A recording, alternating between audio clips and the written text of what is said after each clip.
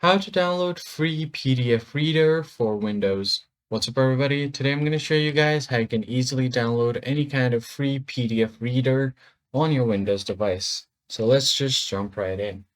The very first thing you're going to have to do is open up your web browser. And one of the good, let's say, PDF Reader here that you can download on your PC is called PDF Gear. Go ahead and search for PDF Gear download and hit enter. You'll find the pdfgear.com, this URL right here. Click on it.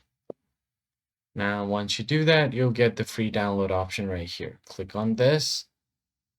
And then from here, click on free download again, and it will start downloading the installation file. Just wait for it to download completely. And once the download is complete, you can just open up the exe file. So let me just go ahead and open it up.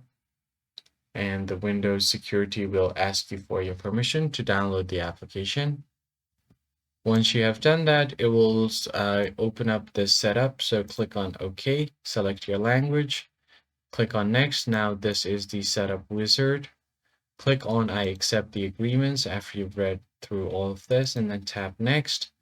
Here you have an option to select your destination. You can browse through whichever folder you want, and then tap on Next.